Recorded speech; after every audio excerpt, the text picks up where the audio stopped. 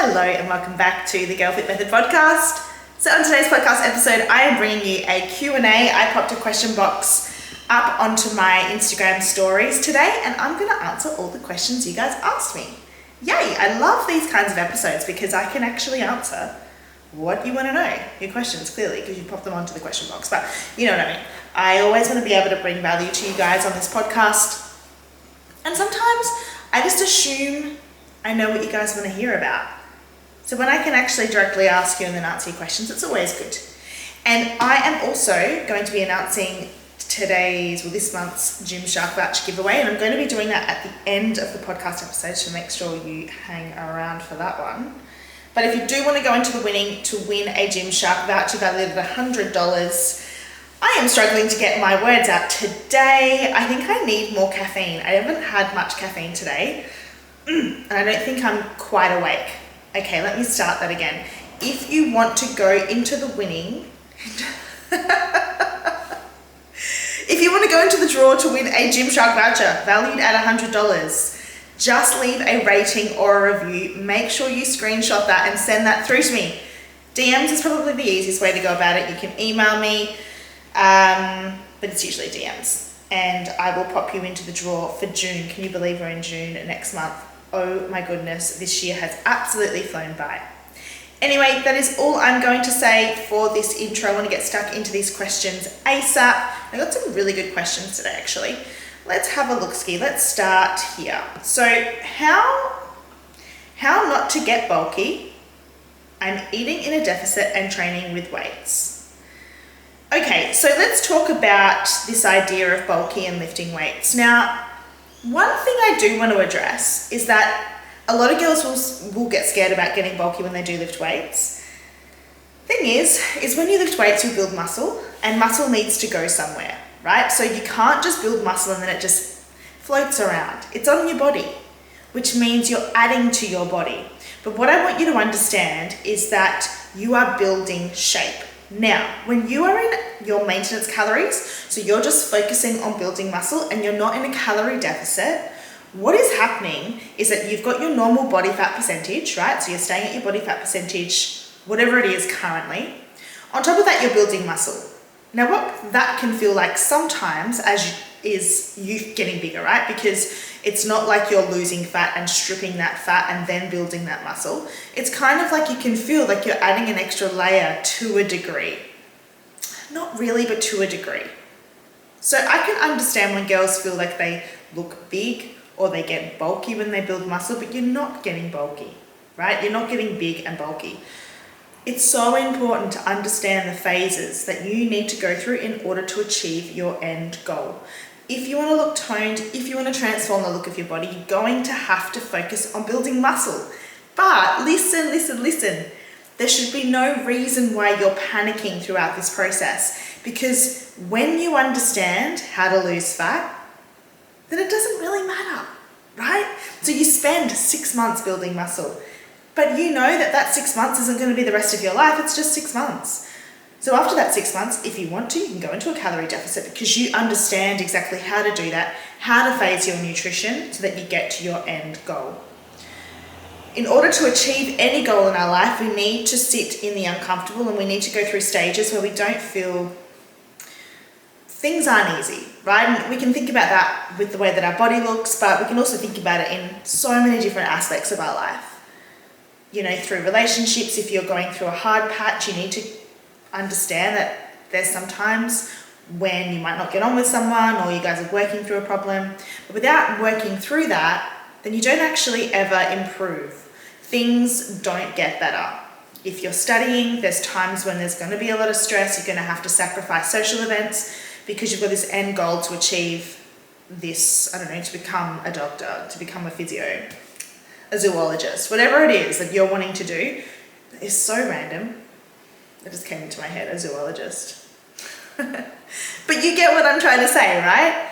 You need to sacrifice in order to achieve your end goal. You need to be uncomfortable. That's just life. And when you can accept that and think, do you know what? This is cool. Like, this is just this season of my life. It's not going to be like this forever, but I need to go through this season in order to get to the season that I really want to be in. Then it kind of takes the pressure off of you. So I've gone on to a little bit of a ramble there, but I think it's really valid, right? Because so many of us panic about getting bigger and getting bulkier. Listen, you're always in control. You are always in control, right? You make the decisions. It's not like you're going to lift weights and then all of a sudden you're going to become incredibly jacked and look like a man. Absolutely not. We know what science tells us, right? That's pretty much impossible for females. And it takes so much more than just lifting weights for you to ever look like that. I hope that answers that question. So in turn, she said how to not get bulky. I'm trying to explain, I suppose, as you build muscle, your body is going to change. But when you get really big, you get big because you've got more body fat on you, or you're a guy, or you're a girl that's taking steroids, that's getting absolutely jacked. That's just not going to be the case. Or you fall into this really small percentage of people that genetically can just build muscle like crazy and are very athletic. Those are the people that would fall into becoming professional athletes because they've just got the most incredible genetics. That is honestly not what you want to be worrying about right now because it's probably not you. I would say it's most probably not you. All right, next question. I'm doing YouTube workouts mostly 5 days a week. Is that enough lifting? Absolutely. So I would say the majority of people really will benefit from probably 3 days a week. I think 3 days a week is what most people can stick to. It is not about how many workouts you do in a week. It's actually about what the quality of those workouts are and what's in them. My concern here is that you said that you're doing YouTube workouts. I don't know what those YouTube workouts are, whether they are progressively overloading, whether they're even effective. You know what I mean? So it's not, and I used to think this as well, the more the better, and it's actually not. We know that it's not now. So what you want to think about doing is making sure that you're just really consistent with what you can stick to with your workouts. You're progressively overloading. That could be 2 days a week. You could be doing a 5 day a week training program, but if it's garbage, if the workouts are terrible, then you're actually better off sticking to a 2 to 3 day a week program because you're going to get better results. So it's not necessarily about the amount of times that you're training, it's about the quality of that training and what that training program actually looks like. Okay, so how long should you stay in the different stages? For example, reverse dieting, a deficit, and maintenance. Okay, the majority of the time you probably want to stay at your maintenance calories in your life. A calorie deficit depends. If you're obese and you've got lots of body fat to lose, then you need to spend a long time. So we have Diana, our incredible client, come to us and she had a lot of fat to lose, right? Now she's down 70 pounds, crazy, absolutely crazy. So 70 pounds, all right, well, she's not gonna lose that in 12 weeks. So we've had her in a calorie deficit and we've had some reverse diets in this amount of time as well as diet breaks, but she's been in one for almost 18 months, right? So it's going to take longer for her. But if you've got I don't know, it's so subjective to your situation. Really, you don't want to go any longer than probably 16 weeks without having some kind of a break. Then you want to go up to your maintenance. A really good rule to follow is the amount of time that you're in a deficit, you want to be at your maintenance for double that amount of time.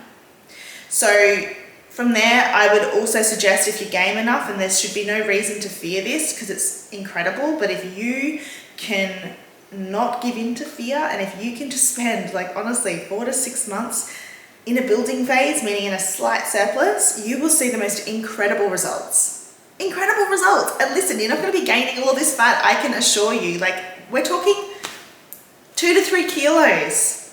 And then, can you imagine how much different your body is going to look when you go into a calorie deficit? Plus, how many more calories you can eat while in a calorie deficit because you have increased your maintenance calories so much. I'm just going to put that out there just to have a think about because I think it is a very beneficial thing and something women get scared about when they really shouldn't, right? Because we're in control, we understand the phases of nutrition that our body needs to go through in order to achieve our end goal. So in turn, that's really hard for me. I probably haven't really given you guys a clear answer, but maintenance, I'd be staying there as long as you possibly can. A reverse diet, sorry, I didn't answer that one. Look, a reverse diet shouldn't take any longer than 12 weeks. Get those calories back up and then you stay at those maintenance calories for a longer period of time. Next question. When I think this is a question for me. When my body weight increased, did my weight distribute evenly? So when I had restricted for a really long time, no, it did not. And you guys know as well that I suffered from an eating disorder in my late teens, and I had anorexia. Trigger warning to anyone that is suffering from an eating disorder. But when I gained weight back, I gained it primarily, and I gained it quite quickly in my stomach. And this is really common, and there's no two ways to go about it. There's no secret workout you can do, a way to increase your calories that's going to prevent this. It's basically the repercussions of starving yourself. And that can be really hard, but I feel like the mental challenge of it is very beneficial. You have to sit in that uncomfortable, and I can assure you that it does change. It really does change as your body gets healthier. And that just takes time, unfortunately. And it is a really uncomfortable position to be in. But getting over that hurdle is so good, because at the end of that, you find food freedom and you're free from your life revolving around food and exercise, which is the most liberating thing. So another thing to keep in mind as well is, like, I had to gain a lot more weight and be at a heavier weight than what I am now to even get my cycle back after losing my period when I had my eating disorder, which is really interesting. So I weigh a lot less now and my body fat percentage is much lower, but that's because I've spent years and years and years eating at maintenance. My body is like in a happy place now. It feels safe. There are repercussions for all of our actions, and I know that eating disorders sometimes are out of our control, but there are still repercussions for that. And it just means that we do sometimes, you know, in that situation, if we are recovering from that, you do gain weight quite quickly, and it can sometimes sit in places that we don't want it to sit in, which can be really hard. But besides that, putting that aside, when it comes to weight gain, it really does truly come down to genetics and where you just genetically store your fat. It's going to go there first. We can't change that. For most women, it's around their hips, thighs, bum, stomach. For other women, it can be in their arms, like you know, their back, but they're usually the main places that most women will store it in. Nothing you can do about it. Okay, so how to avoid fat gain and extreme hunger after healing from having a low body fat percentage. You can't. This is literally what I just spoke about. Like, you cannot get around that. If you've undereaten for a really long time, there's repercussions. And I almost feel like the repercussions are a learning lesson. Like, they are teaching you that you need to get uncomfortable, and maybe you need to work through this fear that you have of gaining weight. I kind of feel like it's beneficial, to be honest. Incredibly difficult, but super beneficial. If you're at a low body fat percentage, you need to gain fat. Number one, that's the first thing that you need to understand. You just need to gain fat. You need to get that into your head. There's no way you can become magically healthier and still not gain fat. It's just not the way that it works. Severe hunger, that is a thing that you cannot bypass. This is very uncomfortable. I remember going through this myself, and we have lots of clients go through this where they cannot stop eating, and the hunger is intense. And I would even say sometimes it's not a physical hunger, sometimes it's a psychological hunger as well, where like you cannot physically stop eating and you feel like you're so out of control around food. I remember doing this. I want to give you hope, because that has not happened to me in years and years and years and years and years. But you've deprived yourself for so long that your body doesn't know balance. Your body's thinking, I just need to get these calories in now. I don't know when I'm going to get this food again. And so you will just eat and eat and eat, right? And that's really difficult, super duper hard. But it's, once again, something you need to work through. And I think it's very important to work through this with a support person, whether that's a coach, whether that's a therapist. If you've had an eating disorder, definitely a therapist. So they can let you know and reassure you this is all normal and it will not last forever. Nothing lasts forever.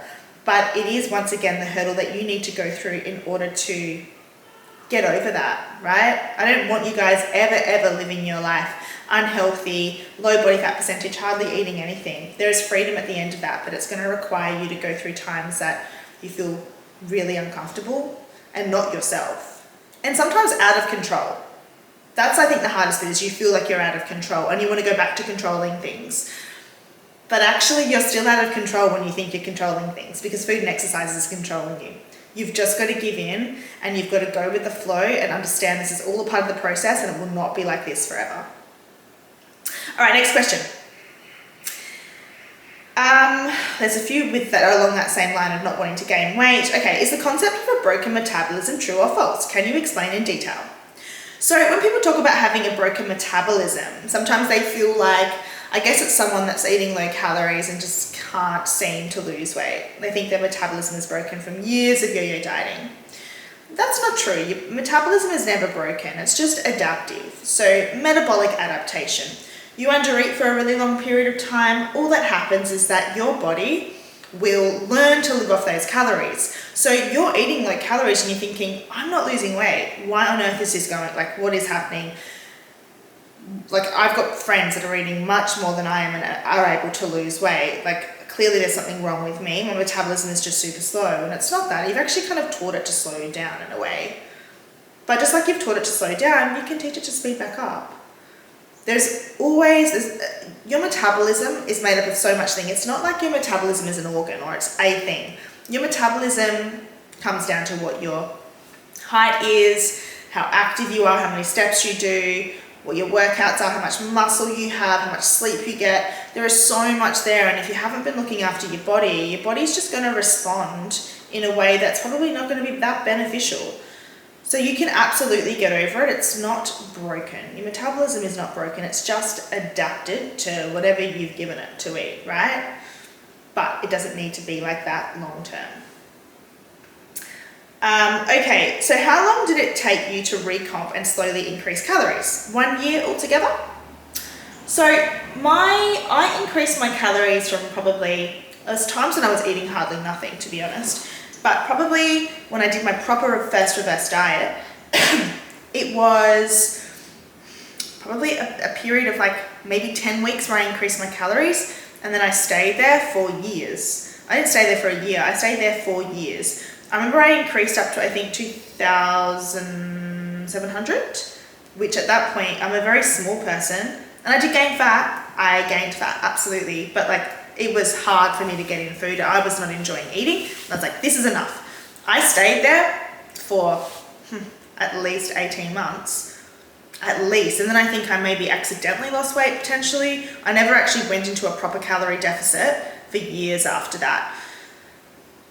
It takes time. It takes time to build muscle. It takes time to heal yourself. I still wasn't getting a regular cycle. That was my main concern. And it took me a very long time. It took me years to get a regular cycle back. So I stayed at a higher body fat percentage and eating higher calories and not going into a deficit for a long period of time. But you know what? I found so much freedom in it. I can't explain the anxiety that I felt for so long.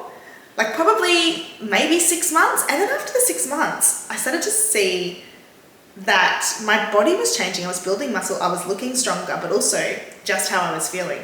I wasn't so obsessed with what I was eating. I wasn't so obsessed with the way that my body looked, and I was super focused on performance. I wanted to get as strong as I possibly could. And I felt so good doing that it was like, it didn't really even matter that I had gained a little bit of weight. It didn't matter, and that was so incredibly freeing after spending years and years, like so obsessed with hitting a certain number, and there was a number that I had in my head that I wanted to achieve. And not caring anymore was just liberating. Because I could make my own decisions with food and exercise. And my value also wasn't tied into that. So I know I'm getting off topic here, but it did take me a long time to get to where I am now. I mean, maybe like 8 years, I'd say. So it's been a long time. But my focus hasn't really been my body for the majority of that. It's really just been being the best version of myself and just making sure that I'm healthy. And that is incredibly liberating. Okay, a couple more questions. All right. When starting completely new city, new job, what is most important to continue on with, and what can I let drop? Okay, big life changes. Big life changes require us to change our routine, but we still want to keep the habits that we've created for ourselves. I think where people go wrong is that you can put yourself into a new situation, a new environment, and expect yourself to do what you were doing prior. You know, that could look like you moving from high school into university and then having more of a workload with uni, and then also having a part-time job, but still expecting yourself to eat the way that you were eating, or train as much as you were training, or maybe you've finished university and you've got a new job and there's more responsibilities on you and you just can't work out the way that you used to work out. You need to show yourself grace in that, and you need to understand this is a new season of your life, which means that your commitments are going to look different. The way to think about it is, in particular with food, I think nutrition's easy to stay consistent with. It's more exercise, and I would be saying, think of your worst week, think of your busiest week, your most stressful week. How many days a week can you exercise on that week? And that is the amount of exercise you're going to do. Then do you know what? Anything on top of that is going to be a bonus. But where you go wrong is you go, do you know what? No, I'm going to stick to 5 days a week. And then you think to yourself, oh my goodness, I reckon I can stick to 5 days a week, like 5 workouts this week. But then next week I know I've got all these projects due. I'm not going to be able to stick to it. Then I'm going to feel like I failed and I'm not being consistent. Or if you go, do you know what? I can commit regardless week in, week out to 3 workouts a week.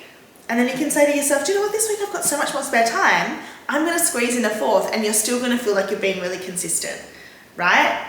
And remember, it's not about more, it's about quality over quantity when it comes to that. Move as much as you can, show yourself some grace, even have a break for a period of time. There's nothing wrong with that, especially while you're adjusting to your new environment and figuring out where a gym is and finding new friends. There are other things that are taking your focus right now, and that's completely okay. It's a new season of your life. All right, this is the last question. Where do you draw your motivation from? I like this question. Where do I draw my motivation from? Do you know, I would say that my motivation. I absolutely draw my motivation when I think about the main thing that pushes me to do what I want to do, is that I have this feeling and I feel like I've got this calling bigger than myself to make an impact and a difference on the world. And whenever I feel like I'm doubting myself or things are really hard and I want to give up, I remind myself that my calling is bigger than me. And that requires me to step up and still do what I need to do, even if I'm not feeling it, even if I don't believe in myself, because I believe my calling is bigger than myself. Does that make sense? And my calling meaning making all of your lives better, and you guys absolutely just owning everything that you are and loving yourself and being the best version of yourself and living your life and achieving things. And then do you know what? Giving back to everybody else. That is what my heart wants so much, like so passionately. When I think about it, I have this fire inside of me, and that's what I want for all of you. And that drives me. That motivates me. Because on the days where I feel terrible, it's like a purpose outside of myself, outside of my own brain, outside of my own negative thoughts, that pushes me to get up and do what I need to do. Because I know I'm making an impact, because I know I'm leaving a legacy. And that's what motivates me. That is what motivates me. Plus also Sunny. I want to be a great role model for Sunny, and I want to create a life for him that is good. And more than anything, I want to show him that I want him to just achieve his goals and go for it in life. Give anything a crack and not be held back by fear. And I need to model that in order to teach him that. And I feel really, really passionately about that. Such a great question. All right, guys, that was an awesome podcast episode. So now I'm going to tell you who has won the Gymshark voucher giveaway. And we've hit over 500 reviews on Spotify. I just want to take this moment to say a huge thank you to everyone. Like, my heart is so full. It is so full of gratitude for you all and of love. And you've got no idea how much just leaving a rating or a review makes such a difference. Or screenshotting the podcast and sharing it onto your stories and tagging me, or sharing it with a friend. Like, it is so impactful for me to be able to get this message out to as many women as possible and live out that legacy that I'm wanting. So just so much love to you all. I truly, truly do appreciate it. And I'm now going to announce the winner of the Gymshark voucher. So it is for this month, Emma Bindoff. On Instagram, you screenshotted me a review on Spotify, Emma Bindoff, spelt B-I-N-D-O-F-F. Send me a DM and I will get your voucher out. All right, guys, that is it from me. Big love, Coach Tash.